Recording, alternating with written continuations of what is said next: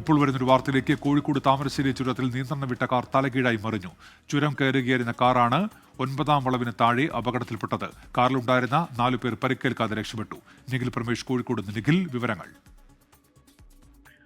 ഉന്മേഷ്, വീണ്ടും ഈ 9ാം വളവിൽ തന്നെയാണ് അപകടങ്ങൾ ഒരു തുടർക്കഥയായി മാറുന്നത്.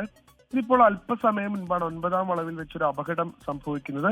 ഒരു കാറ് നിയന്ത്രണം വിട്ട് തല കീഴായി മറിയുകയായിരുന്നു. ഈ കാറിൽ 4 പേരാണ് ഉണ്ടായിരുന്നത്. അത്ഭുതകരമായാണ് ഈ 4 പേരും പരിക്കൊന്നും ഏൽക്കാതെ രക്ഷപ്പെട്ടത് എന്നുള്ളതാണ് നമുക്ക് കാണാൻ കഴിയുന്നത്. ദൃശ്യങ്ങളിൽ തന്നെ കാണാൻ കഴിയും. ഈ കാറ് നിയന്ത്രണം വിട്ട് മറിഞ്ഞ് അത് തലകീഴായി മറിഞ്ഞ് കിടക്കുന്നതായാണ് നമുക്ക് ദൃശ്യങ്ങളിൽ കാണാൻ കഴിയുന്നത്.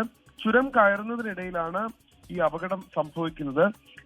വലിയ ഗതാഗത കുരുക്ക് നിലവിൽ അവിടെ ഇല്ല എന്നുള്ളതാണ് സംഭവ സ്ഥലത്ത് നിന്ന് ചുരം സംരക്ഷണ സമിതി പ്രവർത്തകർ പറയുന്നത്. കാരണം ഇത് ഒരു ഭാഗത്താണുള്ളത്, ചുരത്തിന്റെ ഒരു ഭാഗത്തേക്കാണ് ഈ കാറ് മറിഞ്ഞിട്ടുള്ളത്. അതുകൊണ്ട് തന്നെ മറു ഭാഗത്തൂടെ വാഹനങ്ങൾ കടന്നു പോകുന്നുണ്ട്. സാധാരണ ഒരു ഞായറാഴ്ചയിൽ ഉണ്ടാകുന്ന തിരക്ക് മാത്രമേ ഇപ്പോൾ ചുരത്തിലുള്ളൂ. ഈ കാർ ഇവിടെ നിന്ന് നീക്കം ചെയ്യുന്നതിന് വേണ്ടിയിട്ടുള്ള നടപടികൾ പുരോഗമിക്കുകയാണ്.